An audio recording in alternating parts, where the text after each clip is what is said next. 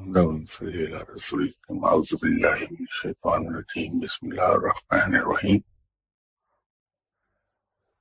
تخلیق کائنات کے بارے میں تو ہم سب کو علم ہے کہ وہ کس طرح سے ہوئی اور وہ صرف اللہ کے ایک کن کہہ دینے سے وجود میں آ گئی۔ رب تعالی ایسا صاحب قدرت ہے اور ایسا صاحب کمال ہے کہ اسے کسی بھی کام کو کرنے کے لیے خود کوئی تردد یا کوئی محنت نہیں کرنا پڑتی، اس کا بس ایک اشارہ ہوتا ہے اور وہ کام ہو جاتا ہے۔ اس کا سب سے بڑا ثبوت کن فیکن ہے۔ قرآن پاک کو اگر ہم دیکھیں تو قرآن پاک میں سورہ فاتحہ ہمیشہ علیحدہ صفحے پر ہوتی ہے اور اس کے بعد جو پہلا سپارہ شروع ہوتا ہے وہ الف لام میم سے شروع ہوتا ہے۔ کچھ آیات کے بارے میں تو آپ صلی اللہ علیہ وسلم نے وضاحت فرما دی کہ جیسے سورہ یاسین قرآن کا دل ہے، اسی طرح سورہ فاتحہ جو پہلے سپارے سے علیحدہ دکھائی دیتی ہے قرآن پاک کے ہر نسخے میں، اس کی ایک بنیادی وجہ ہے انسانی جسم ہے ہمارا۔ جو کچھ بھی ہم نے کوئی فعل سرزد دینا ہوتا ہے، اگر میں یہ ارادہ کروں کہ میں اس اپنے برابر پڑی ہوئی ایک چیز کو دائیں ہاتھ سے اٹھا لوں، تو پہلے تو میں ارادہ کروں گا اور اس کے بعد میں چاہوں گا کہ میں اٹھا لوں۔ یوں کہیے کہ پہلے نیت کروں گا، پھر میں ارادہ کروں گا، وہ میری ول ہے کہ میں اسے اٹھاؤں۔ تو جو ہی میں نے یہ چاہا کہ میں دائیں ہاتھ سے قریب پڑی ہوئی چیز کو اٹھاؤں، اس خیال کی پروسیسنگ میرے دماغ میں ہوتی ہے اور دماغ سے پلزز کے ذریعے سے دائیں ہاتھ کو موومنٹ کا ایک سگنل جاتا ہے اور پھر آنکھیں اس چیز کو دیکھتی ہیں اور ایک نظری تخمینہ قائم ہوتا ہے کہ اس چیز کا وزن اتنا ہے۔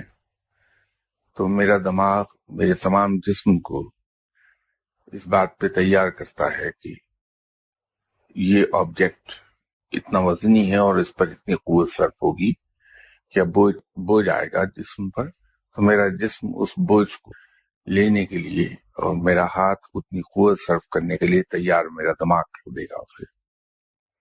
اس لیے آپ نے دیکھا ہوگا کہ بعض اوقات جب ہم کوئی چیز اٹھانے لگتے ہیں اور اس کا وزن ہمارے اندازے سے زیادہ ہو، ہم اس کی ظاہری جسامت سے دھوکہ کھا جائیں، تو جب ہم اسے اٹھاتے ہیں تو عام طور پر ہماری سلپ ڈسک ہو جاتی ہے کمر میں۔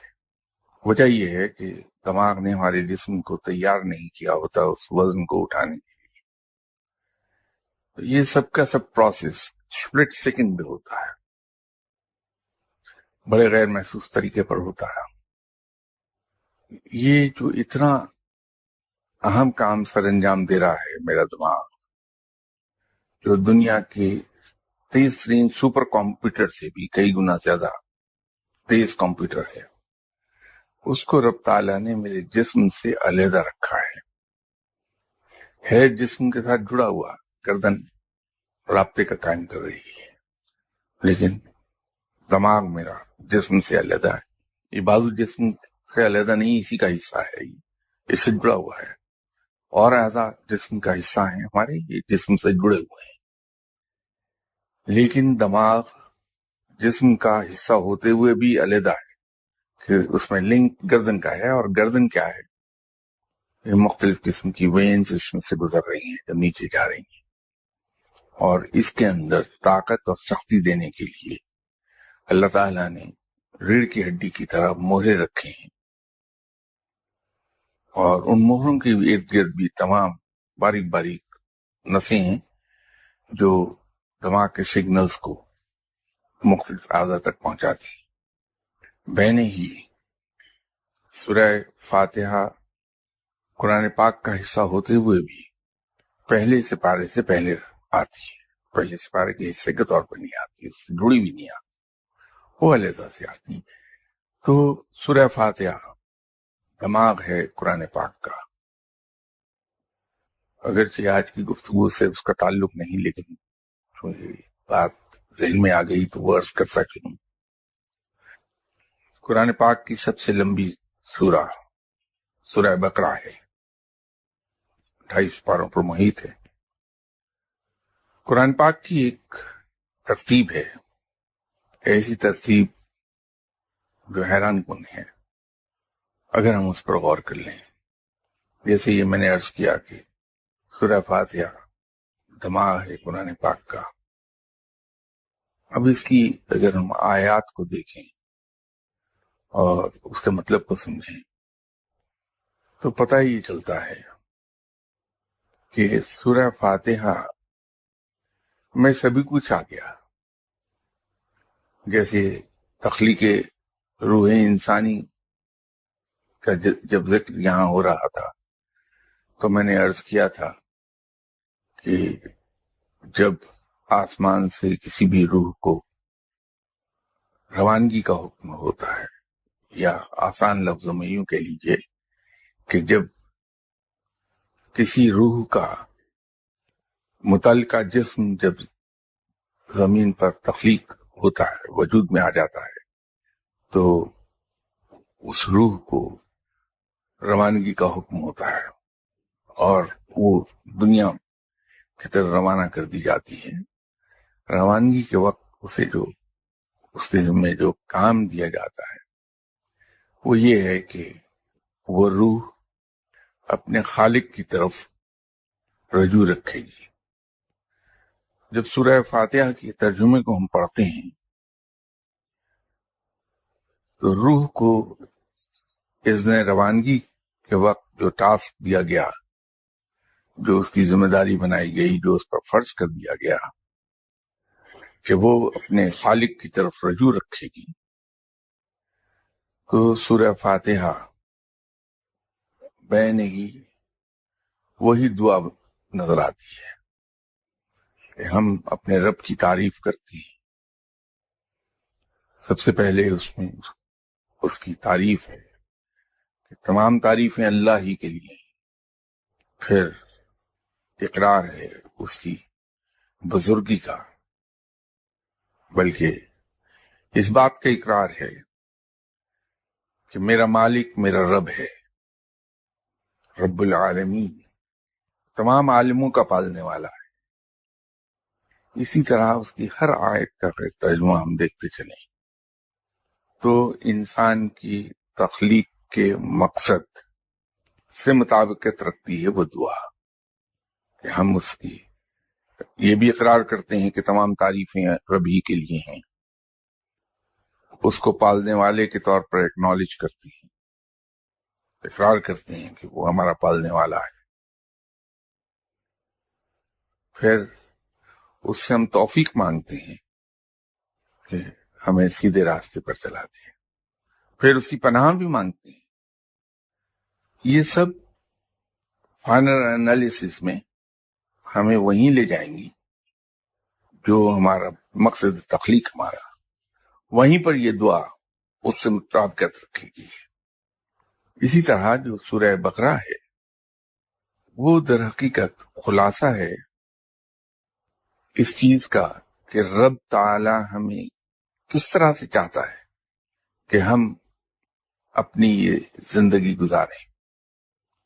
مختصراً تمام احکامات سورہ بقرہ میں دیے گئے ہیں اور باقی 27.5 سپارے دراصل ایکسپلینیشن ہے ان 2.5 سپاروں کی. ایک سورہ بقرہ کی ایکسپلینیشن 27.5 سپاروں میں ہے. یوں کہہ لیجئے دنیاوی طور پر سمجھنے کے لیے کہ یہ ہمارا کانسٹیٹیوشن ہے رب کی طرف سے عطا کردہ کہ ہمیں اپنی زندگی کس طرح سے گزارنی ہے اور باقی 27.5 سپارے اس کانسٹیٹیوشن کی ایکسپلینیشن ہے. میں نے ہی انسانی جسم ہے. پہلی سورہ تو میں نے عرض کر دی کہ قرآن پاک کی، اور اس میں پہلی آیت بسم اللہ الرحمن الرحیم. انسانی زندگی کی پہلی آیت کن فیکن نہیں ہے، کیونکہ اس سے کائنات وجود میں آئی تھی. اگر کائنات وجود میں نہ آتی تو انسان زمین پر نہ آتا. اسی طرح قلم کن فیکن کے بعد دوسرا اہم لفظ ہے ہماری زندگی میں. قلم بمعنی علم کے آیا. حروف مقطعات میں ایک حرف قاف ہے، وہ 3 چیزوں کو سٹینڈ کرے گا، 3 چیزوں کو ڈپکٹ کرے گا. وہ قلم بمعنی علم کے، قدر اور قیامت. اسی لیے اس کا ورد بہت سوچ سمجھ کے کیا جانا چاہیے. اس کا ذکر، اس کی تسبیح، اس کا ورد، اس کا دور بہت سوچ سمجھ کے کیا جانا چاہیے. علم کے بعد جو چیز انسان کی زندگی میں بہت معنی رکھتی ہے وہ عقل ہے، اور عقل حاصل نہیں ہو سکتی تا وقت کہ ہمارے پاس علم نہ ہو. دنیاوی علم کے بغیر تو عقل حاصل ہو جائے گی، کیونکہ عقل علم سے آتی ہے، اور علم انسان 2 چیزوں سے حاصل کرتا ہے، ایک کتاب سے اور سب سے زیادہ مشاہدے سے. اسی لیے جناب حضرت بختیار کاکی رحمۃ اللہ علیہ صاحب نے فرمایا تھا کہ فقیر پر لازم ہے کہ وہ زمین پر چل پھر کر، گھوم پھر کر اللہ کی قدرت کا مشاہدہ کرے. اور دنیاوی طور پر یہ کہا جاتا ہے کہ سفر بذات خود ایک بہت بڑا استاد ہے، کیونکہ انسان مشاہدے کے ذریعے سیکھتا ہے. کتاب کے ذریعے کم اور مشاہدے کے ذریعے زیادہ. لیکن یہ بات کہنے سے مراد یہ نہیں کہ کتاب کی اہمیت کم ہو گئی. کتاب بہت اچھا ساتھی ہے، بہت اچھا دوست ہے. اس سے انسان بہت کچھ سیکھتا ہے، لیکن مشاہدے کے ذریعے اس سے زیادہ سیکھتا ہے. اور کہیں اللہ یہ توفیق دے دے کسی شخص کو کہ وہ علم کے حصول کے دونوں ذرائع استعمال کر لے، کتاب اور مشاہدہ، تو سونے پر سہاگا ہے. اب علم کے حصول، مشاہدہ تو آپ کو ہو گیا، اس کے لیے آپ گھوم پھر رہے ہیں، مشاہدہ کر رہے ہیں، لیکن یہاں پر پھر ایک گائیڈ کی ضرورت پڑتی ہے. ایسا گائیڈ جو ان راہوں سے گزرا ہوا ہو، کیونکہ دوران مشاہدہ ہم بہت سی ایسی چیزیں دیکھتے ہیں جس کو ہم سمجھ نہیں پاتے، جس کی توجیحات ہمیں چاہیے، اس کی وضاحت ہمیں چاہیے. وہاں ہمیں پھر ایک گائیڈ کی ضرورت محسوس ہوتی ہے. لیکن شرط یہ ہے کہ وہ گائیڈ ان راہوں سے گزرا ہوا ہو. اس کی ایگزامپل میں اسی طرح آپ کو دے سکتا ہوں کہ یہاں سے اگر آپ ملتان جا رہے ہیں تو گائیڈ کے فرائض وہی انسان سر انجام دے سکتا ہے، وہی انسان آپ کو راہ میں آنے والے گڑھے، پٹ فالز، رکاوٹیں، خطرناک بینڈز، اترائی اور چڑھائی سڑک کی، تمام اپس اینڈ ڈاؤنز، وہی شخص بتا پائے گا جو ان راہوں سے کئی مرتبہ گزرا ہے، اس راہ سے بہت اچھی طرح واقف ہو، اس کا ذاتی تجربہ ہو اس راہ پر سفر کرنے کا. تو وہ آپ کو سمجھائے گا کہ لاہور سے جب آپ باہر نکلتے ہیں تو اتنے میل پر سڑک کے دونوں طرف بہت گھنی آبادی ہے، اور لوگ اچانک سڑک کراس کرتے ہیں، وہاں دھیان سے گزریے تاکہ ایکسیڈنٹ نہ ہو جائے، فلاں جگہ پر بینڈ شارپ ہے، اگر زیادہ سپیڈ پہ آپ اس بینڈ کو نیگوشیٹ کرنے کی کوشش کریں گے تو گاڑی آؤٹ آف کنٹرول ہوگی آپ سے، فلاں جگہ پر سڑک ٹوٹی ہے، فلاں جگہ پر بائی پاس آیا ہے۔ یا اگر آپ خود بھی سفر کر رہے ہیں اور اسے پوچھتے ہیں کہ فلاں جگہ میں نے ایک فیکٹری دیکھی، اس پر بورڈ نہیں تھا کوئی، تو فیکٹری کیا چیز ہے، تو آپ سے بتا دے گا کہ فیکٹری فلاں ہے۔ تو وہاں مشاہدے اور کتاب میں بہت سی چیزیں لکھی ہوتی ہیں، مثلا ابھی چونکہ عقل کا ذکر ہو رہا ہے تو اس سے آگے یہ ٹرم یوز ہوگی، اس لیے اس کو عرض کر رہا ہوں، نفس رحمانی۔ اب کتاب میں یہ اگر ایک ٹرم لکھی ہے تو وہ ہمیں آسانی سے سمجھ نہیں آئے گی کہ نفس رحمانی کیا چیز ہے، تو ہم تو اسی قصے میں پڑ جائیں گے کہ نفس رحمانی نفس شیطانی بھی کوئی چیز ہوگا، حالانکہ ایسی کوئی چیز وجود میں نہیں ہے، ایسا کوئی چیز نہیں نفس شیطانی کے نام سے جس کا کوئی وجود ہو۔ تو یہ گائیڈ ہے ہمارا، جس سے ہم کہتے ہیں کہ صاحب ہم نے کتاب میں ایک ٹرم پڑھی، نفس رحمانی وہ کیا ہے، وہ اسے ایکسپلین کر دے گا، اور آخر پر جب وہ آپ سے کہے گا کہ صاحب عرف عام میں آپ کی دنیاوی زبان میں، نفسیات کی زبان میں شعور کہلاتا ہے، تو انسان کہہ لگاتا ہے کہ کمال، اتنی آسان سی چیز سمجھ میں نہیں آئی مجھے۔ تو یہ علم کے ضمن میں اگر ہم کتاب سے بھی حصول علم کر رہے ہیں تو گائیڈ کی ضرورت پیش آئے گی، لیکن گائیڈ کو چنتے ہوئے ہمیں بہت محتاط رہنا چاہیے۔ اکثر اوقات یہ ہوتا ہے کہ ہم کسی شخص کی ظاہری حالت، اس کا ظاہری حلیہ، اس کی گفتگو اور اس کے کیئرفلی چنے ہوئے الفاظ، ان سے متاثر ہوتے ہیں اور اسے اپنا گائیڈ مان لیتے ہیں۔ بعد میں پتہ چلتا ہے کہ وہ تو کوئی صاحب علم نہیں ہے، وہ جتنی بھی باتیں کرتا رہا، بتاتا رہا ہمیں، وہ اٹکل پچوئی بتاتا رہا، تو اس میں وقت ضائع ہوتا ہے۔ گائیڈ کی چننے کے سلسلے میں 2-4 بار یہاں گفتگو ہوئی، اس کو آج پھر دوہرا دیتا ہوں کہ کسی بھی ایسے شخص جس سے آپ گائیڈنس لینا چاہتے ہیں علم کے بارے میں، اس کے 2 ٹیسٹ ہیں۔ ایک تو لٹمس ٹیسٹ ہے جو امیڈیٹ رزلٹ آپ کو دے گا، جیسے ہم لیبارٹری میں اگر یہ جاننا چاہیں کہ کوئی لیکوڈ جو ہمارے پاس ہے وہ ایسیڈک ہے یا الکلک، تو ہم اس میں لٹمس ڈبو کے چیک کرتے ہیں وہ رنگ بدل لے۔ اسی طرح یہ لٹمس ٹیسٹ ہے کہ اگر ہم کسی صاحب سے ملے اور ان کے پاس 5-10 منٹ بیٹھے، ان کی گفتگو ہم نے سنی، تو اگر وہ واقعی ہی صاحب علم ہے صحیح معنوں میں، تو ہمیں عجیب سی ایک کشش محسوس ہوگی اس شخص میں، اور ہمارا دل یہ چاہے گا کہ ہم اس آدمی سے دوبارہ ملیں، وہ کشش ہے۔ دوسری چیز یہ ہوگی کہ اس شخص سے ملنے کے بعد ہمیں ایک عجیب سا سکون کا احساس ہوگا، ایک عجیب سی خوشی کا احساس،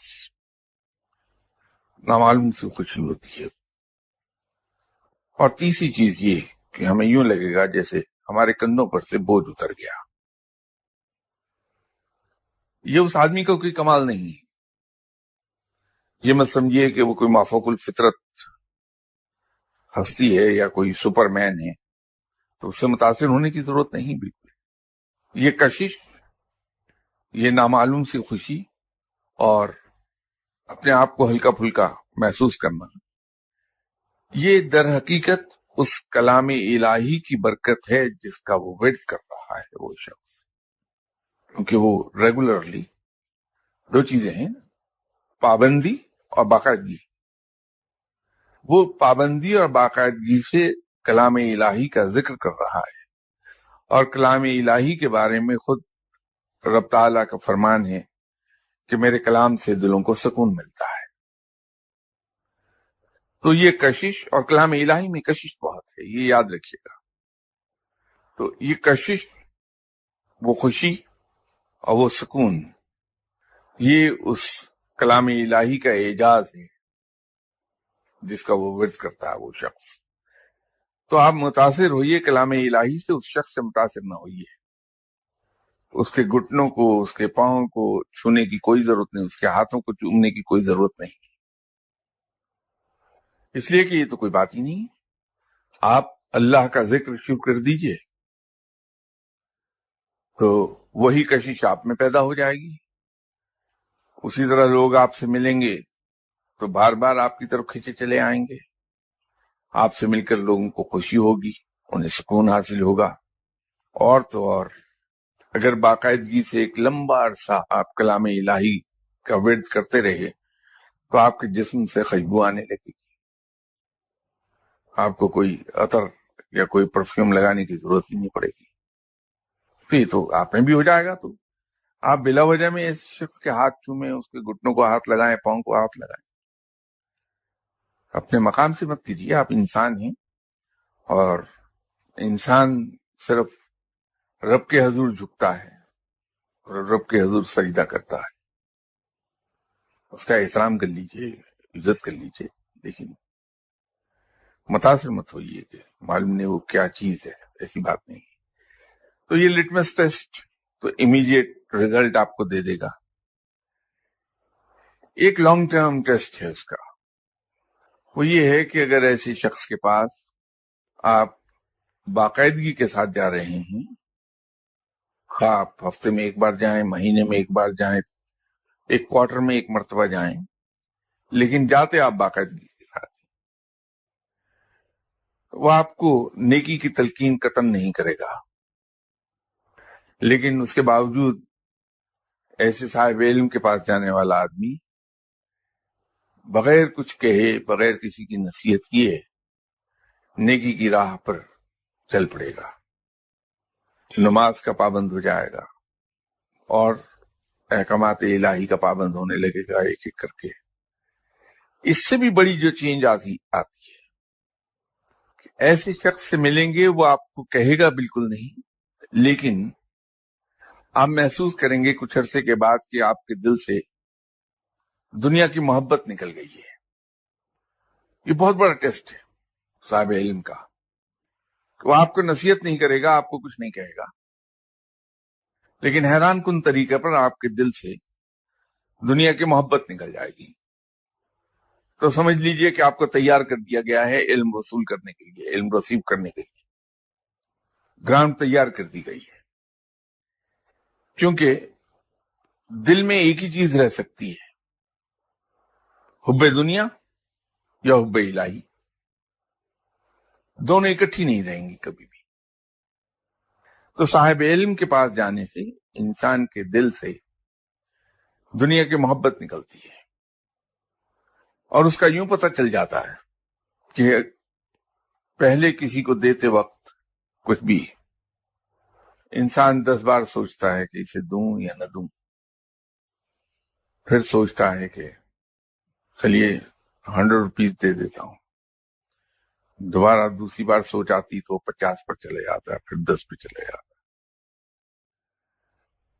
لیکن ایسے آدمی کے پاس جب جا کے آدمی بیٹھتا ہے تو ایک بہت عجیب تبدیلی آتی ہے کہ دوسرے کو خاموشی سے جیب سے نکال کے دے دیتا ہے، جو ہاتھ میں آیا دے دیا بغیر دیکھے۔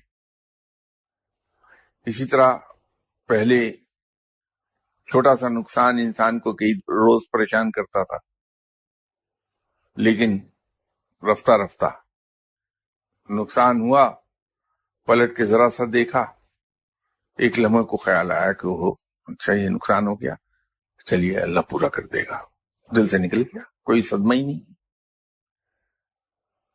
بڑی سے بڑی چیز حاصل ہو گئی تو ذرا سی خوشی ہوئی، اور ساتھ ہی یا اللہ تیرا شکر ہے، اور خوشی۔ اب یہ کیا چیز ہے؟ کہ بقول حضرت علی کرم اللہ وجہہ کی کہ مومن کی تعریف یہ ہے کہ اسے نہ تو کچھ پانے کی خوشی ہو نہ کچھ کھونے کا افسوس ہو. پانے کی خوشی نہ ہو اور کھونے کا کوئی افسوس نہ ہو، وہ مومن ہے.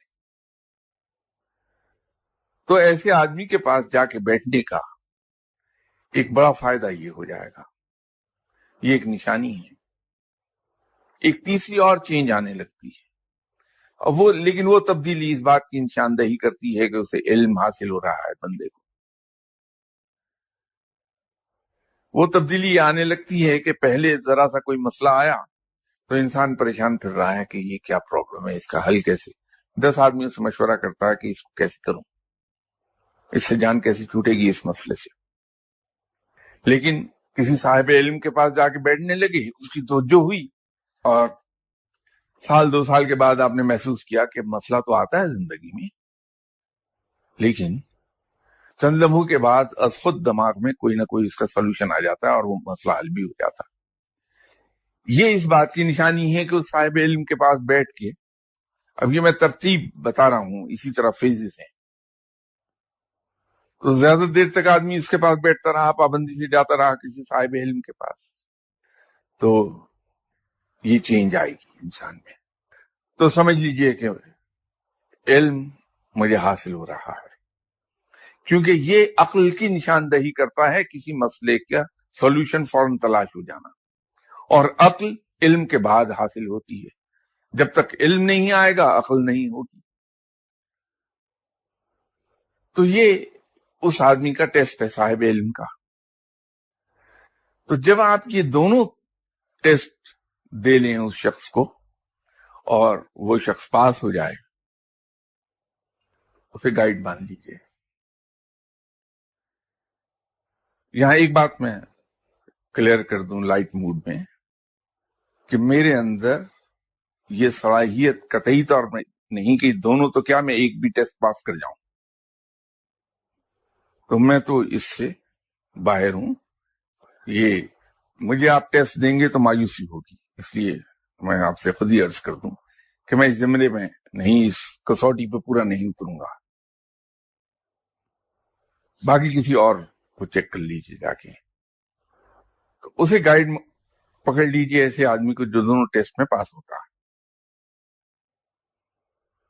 تو وہ آپ کو انگلی پکڑ کے علم کی راہ پر لے چلے گا اور آپ کو عقل حاصل ہو جائے گی. عقل کے بعد مقام آئے گا شعور اور لا شعور کا.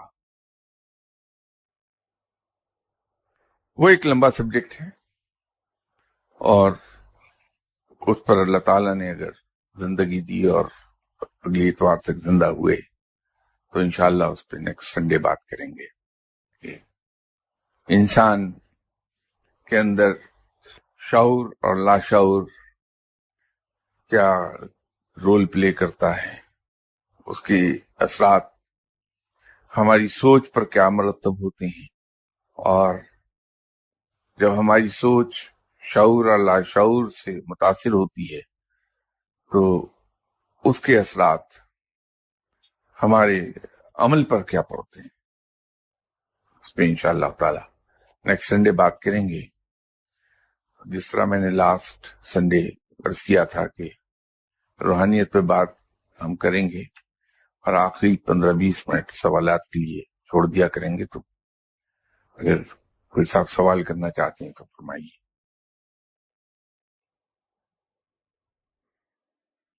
جیسا کہ آپ نے فرمایا ہے کہ مطلب صاحب علم کے نہ ہاتھ چومنے چاہیے نہ پاؤں وغیرہ انسانی درجے سے نیچے نہیں گرنا چاہیے.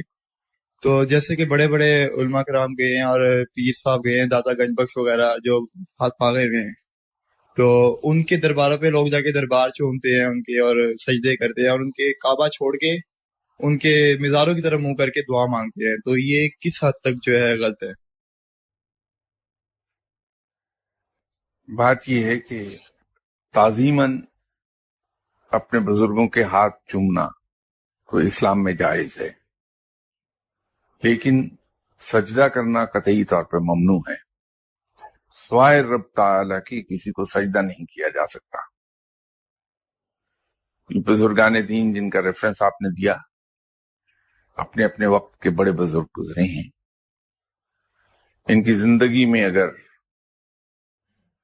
کوئی سجدہ کرنے کی کوشش کرتا تو یہ تو اسے زبردستی ہٹا دیتے، اسے منع کرتے اور اس میں زبردستی منع کرتے. اب چونکہ وہ دنیا سے جا چکے ہیں اور دنیاوی تصرفات ان کے پاس نہیں ہیں، اس لیے ان کے قبر پر جا کر کوئی زندہ شخص جو بھی حرکت کرتا ہے وہ دنیاوی طور پہ اسے روکنے پر قادر نہیں ہے. لیکن گناہ بہرحال ہے اور گناہ کبیرہ ہے کسی کو سجدہ کرنا. تو کسی بھی مزار پہ جائیں تو سجدہ ہرگز نہ کیجیے. اس کا بہترین طریقہ یہی ہے کہ آپ جو مسنون طریقہ ہے، جیسے آپ صلی اللہ علیہ وسلم تشریف لے آتے تھے قبرستان میں اور فاتحہ خوانی کرتے تھے، اس مسنون طریقے سے فاتحہ خوانی کر لیجیے. خانہ کعبہ کی طرف رخ کر کے قرآن پاک پڑھیے اور اللہ سے دعا کیجیے کہ یا باری تعالیٰ میں نے جو تیرے کلام پاک کو پڑھا ہے اس کا جو بھی ثواب ہے تو اسے اپنی رحمت کے صدقے اس صاحب مزار کی روح کو بخش دے. اور اگر قرآن پاک پڑھنے کے بعد آپ دعا کرنا چاہتے ہیں تو رب کے حضور دعا کیجیے، رب کے حضور دعا کیجیے کہ یا باری تعالیٰ تو رحیم و کریم ہے، تو مہربان ہے، تو اپنے رحیم و کریم ہونے کے صدقے اپنے نبی اکرم صلی اللہ علیہ وسلم کے صدقے اور یہ تیرے نیک بندے ہیں، تیرے محبوب بندے ہیں، ان کے صدقے تو مجھ پر رحم فرما دے. یہ دعا رب تعالیٰ سے مانگ لیجیے کہ رحم بھی اللہ فرمائے، تعریف اور ثنا اور ہم آپ سب اللہ کی بیان کریں، اسی سے دعا مانگیں تو وہ گناہ نہیں ہے. جی آپ نے ابھی بتایا کہ علم کے بعد عقل، اور علم اٹ سیلف عقل نہیں ہے کہ جس طرح آپ کے پاس علم آتا جاتا ہے آپ کی عقل خود گرو ہوتی جاتی ہے؟ اگر ایسا نہیں ہے تو اس میں ڈفرنس کیا ہے عقل اور علم؟ بات یہ ہے کہ آپ آگ جلاتے ہیں اور اس آگ پر ایک کیتلی رکھ کے اس میں پانی رکھتے ہیں اور وہ بوائل کرتا ہے. اب آگ بذات خود ایک عنصر ہے اور یہ ہیٹ جنریٹ کر رہی ہے، اور اس ہیٹ کو جو جنریٹ ہو رہی ہے آپ استعمال کرتے ہیں پانی کو بوائل کرنے کے لیے. اگر آگ جل رہی ہے اور اسی کمرے کے اندر آپ ٹیمپریچر اتنا ڈراپ کر دیں کہ دونوں ایکولائز ہو جائیں تو پانی بوائل نہیں کرے گا، آگ تو جل رہی ہے. تو آگ بذات خود پانی کو بوائل نہیں کر سکی. در حقیقت اس سے جو ٹیمپریچر، جو حدت اس سے کریٹ ہوئی ہے، آپ نے اسے استعمال کیا ہے اور اس سے پانی گرم کر لیا ہے. ورنہ اگر آگ پانی کو ابال سکتی ہوتی تو ٹیمپریچر ایکولائز کرنے سے جو حدت جنریٹ ہو رہی ہے آگ کے جلانے سے اس کو ایکولائز کر دیجئے کوئی بھی کولنگ یونٹ چلانے سے، تو پانی کبھی بھی بوائل نہیں کرے گا. تو ضروری یہ ہے کہ اس آگ سے پیدا ہونے والی حدت کو اریسٹ کر لیا جائے اور اسے یوٹیلائز کیا جائے تو پانی ابلے. اسی طرح علم جو ہے، اگر ہم علم کو یوٹیلائز نہ کریں اور اس علم کو اریسٹ نہ کریں اپنے ذہن میں، اپنے دل میں، تو اگر اریسٹ نہیں کرتے ہم اس علم کو تو ہم اسے یوٹیلائز نہیں کر پاتے، اور یوٹیلائز نہ کریں تو کسی کام کا ہے نہیں. اسی لیے ایک وہ محاورہ ہے کہ علم بغیر عمل کے بیکار ہے. تو وہ عقل اسی وقت آئے گی جب ہم اس علم کو یوٹیلائز کر لیں گے، تو انسان سیکھتا چلا جاتا ہے. میں یہ جان سکتا ہوں کہ ایک کتاب میں جو لکھا ہے کہ کنویکس لینس اگر میں لے لوں اور اس کی ایڈجسٹمنٹ اس طرح سے کروں کہ سورج کی شعاعیں ایک نقطے پر اکٹھی ہو جائیں آ کے، تو اس سے اتنی حدت پیدا ہو جائے گی کہ کاغذ جل اٹھے گا. اتنا تو میں سیکھ سکتا ہوں، لیکن مجھے پریکٹیکل کرنا نہیں آئے گا تا وقت کہ میں اسے کر نہ لوں. وہ میں نقطۂ اتصال کبھی بھی ورک آؤٹ نہیں کر سکتا بغیر پریکٹیکل کیے. تو جب میں اس کا پریکٹیکل کر لوں گا تو پھر میں اس تھیوری کو بہت سی جگہوں پر استعمال کر لوں گا کہ میں ایک بڑا کنویکس لینس لے لوں گا، بہت بڑا، اور اس طرح سے اسے ایڈجسٹ کروں گا کہ اس کا نقطۂ اتصال، اس میں سے پاس ہونے والی شعاعیں جو ہیں سورج کی، اس کا نقطۂ اتصال میرے گیزر کے اندر بن جائے، اسے پانی میں گرم کر لوں گا. لیکن یہ اسی وقت آئے گا جب میں اس کا پریکٹیکل کر کے اسے سیکھ لوں گا، اس سے ایک دانش مجھے ملے گی، وزڈم مل جائے گی. تو علم بذات خود کوئی کام نہیں کرتا جب تک کہ اسے ایکسرسائز نہ کر لیا جائے. وہ ایکسرسائز کرنا جو ہے وہ عقل کو بڑھانے کا مجھے بنتا ہے.